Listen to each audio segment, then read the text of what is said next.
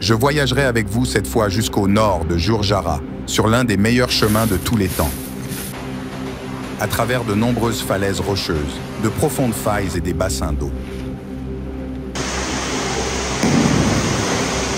De nombreuses routes inédites et des piscines naturelles étonnantes.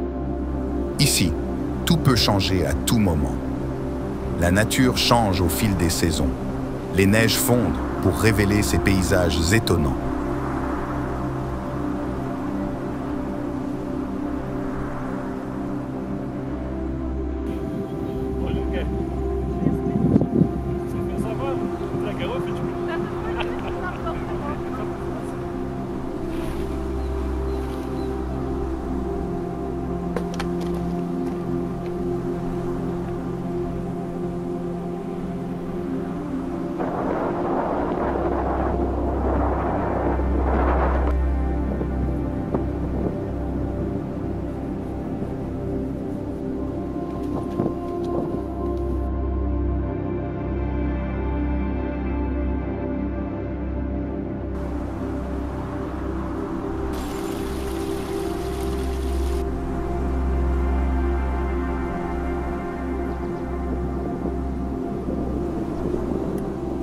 Attachez votre ceinture, nous voyagerons via la ligne nord, sur le sentier au nord de Jurjara.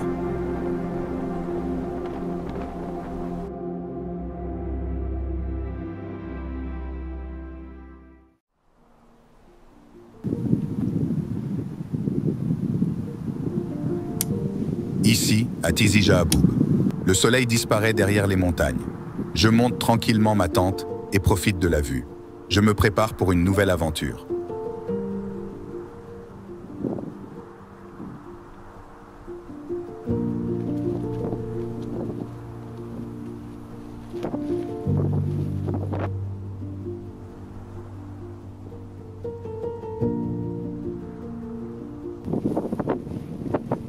Le chaud soleil brille tôt le matin, tandis que le vent continue de rafraîchir l'atmosphère. Dans les heures à venir, je me dirigerai vers Tinzert, où se trouvent des cascades et beaucoup d'eau coulant du sommet de la montagne.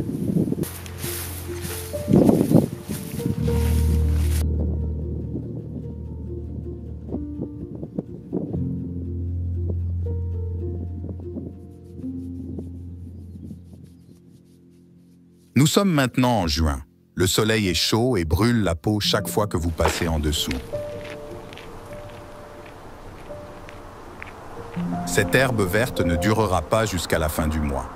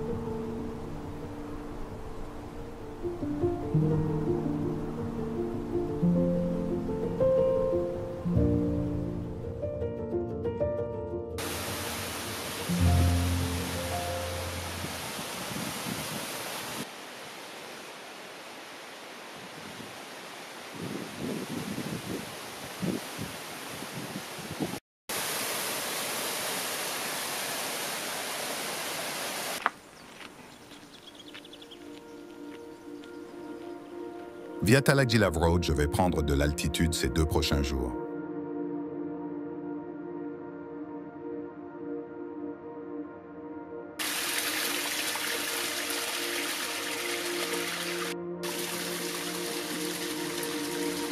Près du ruisseau de la vallée, je prends quelques calories.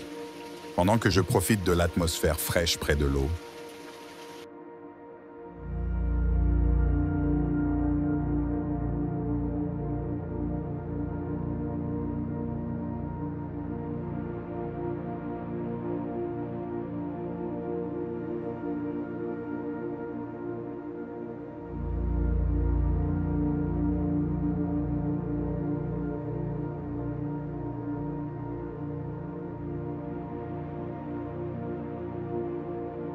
voici le parc national de Talagjilav. La forêt de cèdres rencontre des falaises rocheuses abruptes, Des prairies verdoyantes apparaissent au fur et à mesure que je continue vers le sommet.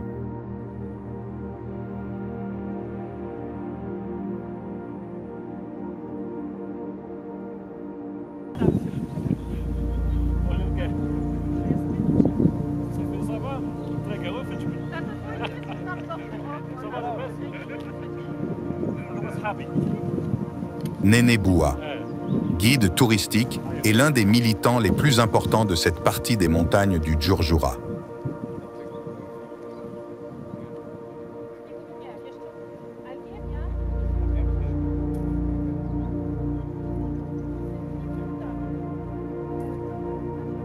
Accompagné d'un groupe d'Allemands, d'étrangers et d'un membre du Cedar Hotel, nous poursuivons notre ascension à travers les sentiers forestiers jusqu'au sommet.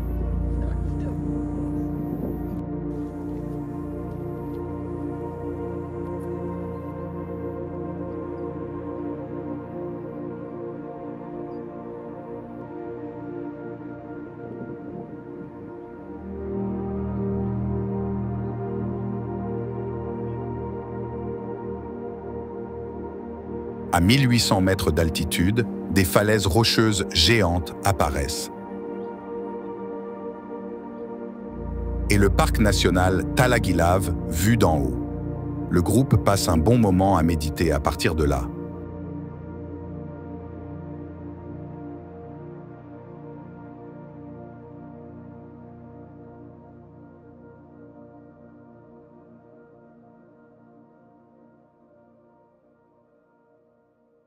Pendant que je faisais mes adieux à tout le monde et me dirigeais à nouveau seul vers la ligne nord.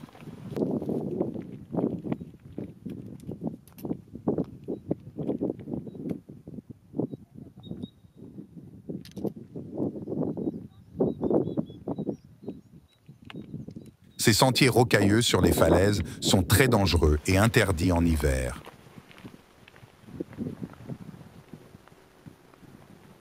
La neige recouvre cette partie de la montagne, formant des pentes de glace mortelles qui dévalent des centaines de mètres. À mesure que la neige fond, le chemin devient plus lisse et praticable.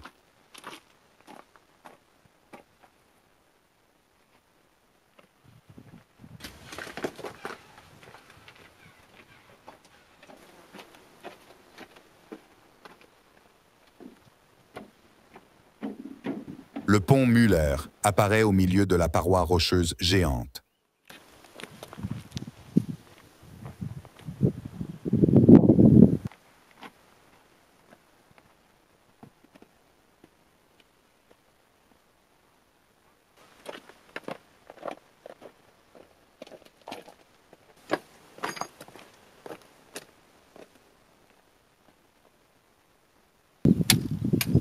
Le chemin continue à travers des rochers pointus, avec des formations étonnantes.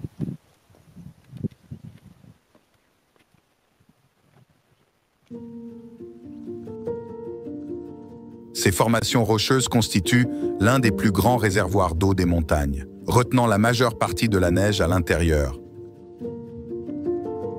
tandis qu'ils continuent de fondre au printemps et en été, formant des sources d'eau au pied de la montagne.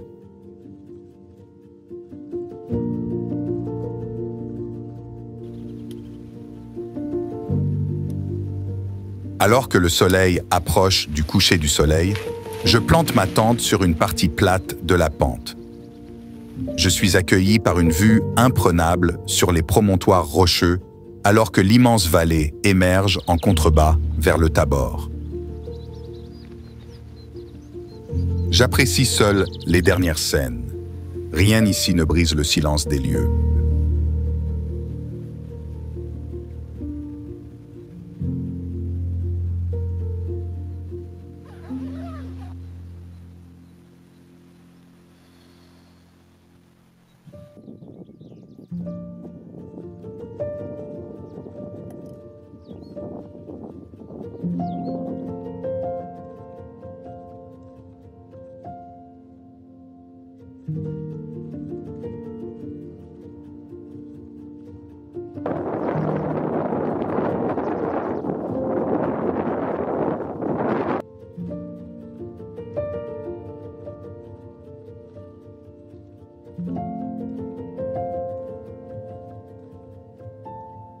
Voici les montagnes de Djurgara. Cette immense vallée s'étend jusqu'à Tapor. La fonte des neiges des sommets des montagnes alimente cette vallée.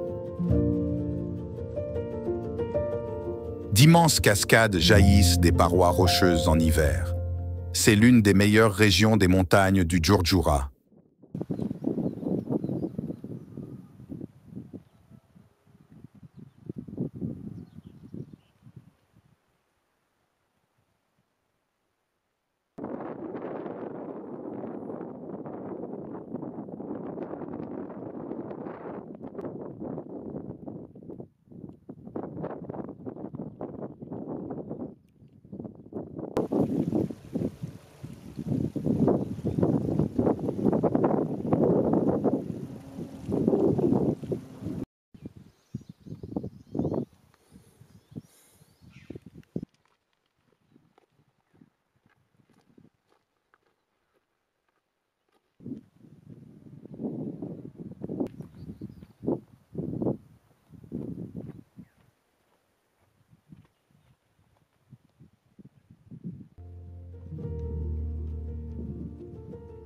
Le sentier continue à travers des routes aux pieds de vaches et de nombreux sentiers rocheux époustouflants.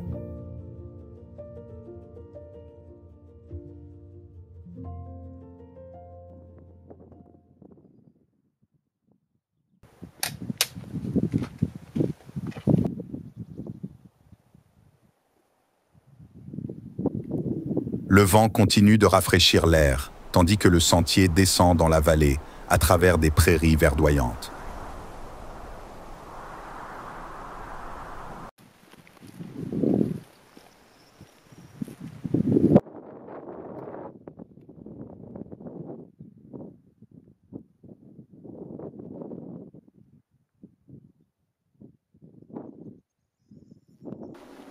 Il existe de nombreuses grottes dans les montagnes du Djurdjura qui sont considérées comme des refuges pour les cow-boys et les randonneurs. Je peux y passer du temps et récupérer quelques calories avant de repartir.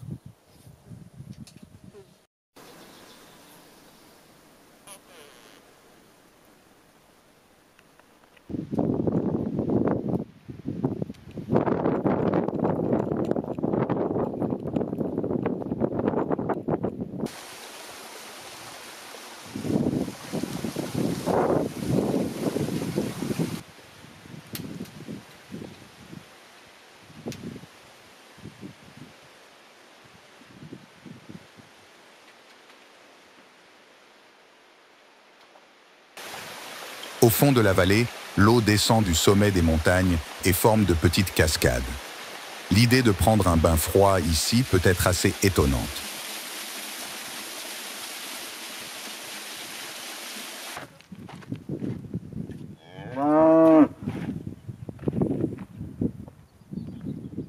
Le sentier remonte jusqu'au col rouge.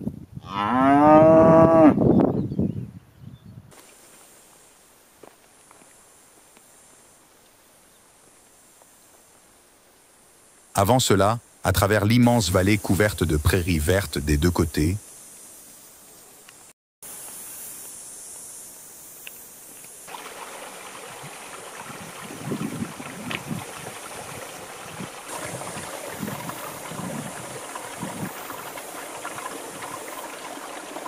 tandis que les rochers blancs s'élèvent au-dessus de la couleur jaune, des plantes aromatiques, dans une peinture artistique étonnante et une merveilleuse variété de formations rocheuses et de plantes.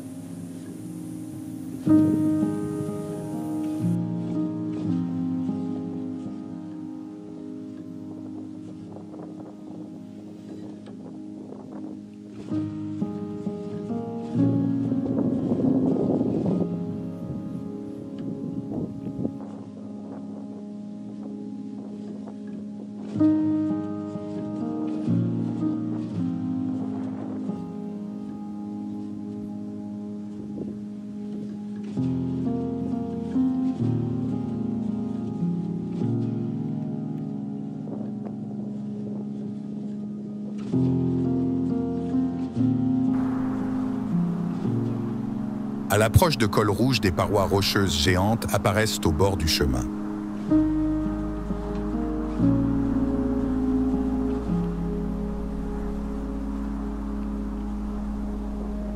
La face nord du mont Temdoen apparaît très majestueuse. Le vent continue de briser le silence de ce lieu.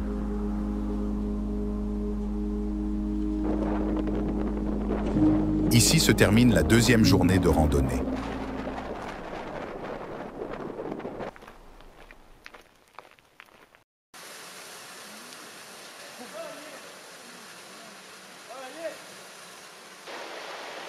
Le sentier descend directement dans le canyon Tamdao-Sorgi.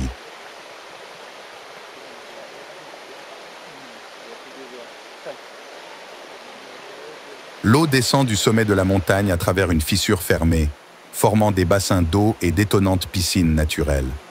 L'endroit est trop froid pour que nous puissions en profiter un peu.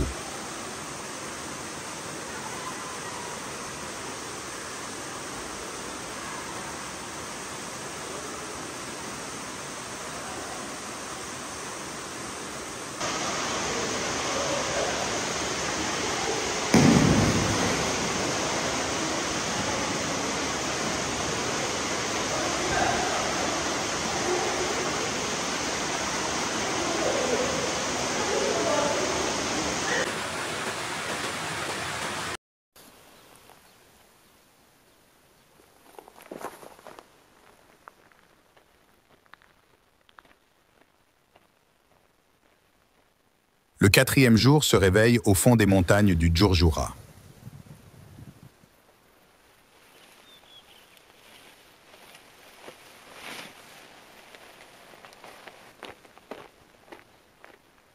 Le chemin monte légèrement pour prendre une direction différente.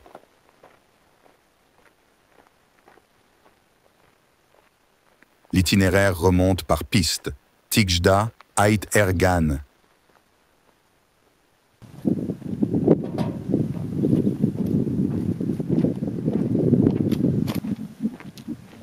Près d'Elma, Nat Ergane, le sentier descend à travers une petite vallée au pied des falaises géantes du mont Timduin.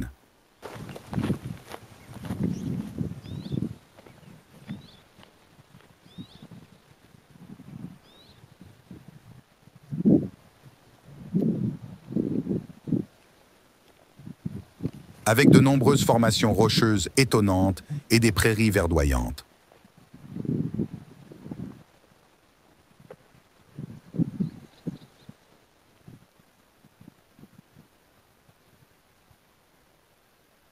Le chemin serpente tranquillement au milieu de pattes de vache, creusées dans les rochers jusqu'aux falaises abruptes, sous le soleil de midi. Le groupe de pics rocheux géants des montagnes du Djurdjura apparaît. Le pic Timdoen, 2305 mètres, le pic Akoker, 2184 mètres, et le pic Joffre, 2158 mètres.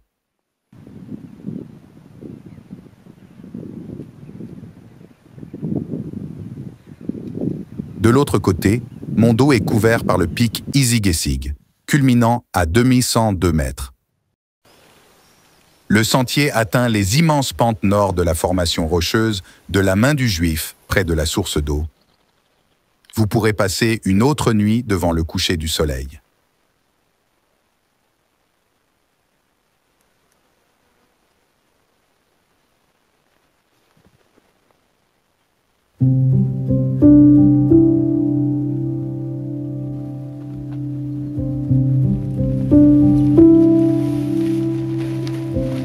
Le soleil se lève le cinquième jour. Le chemin se déplace et monte à travers la Main du Juif, jusqu'à la route principale Nedereuro 33.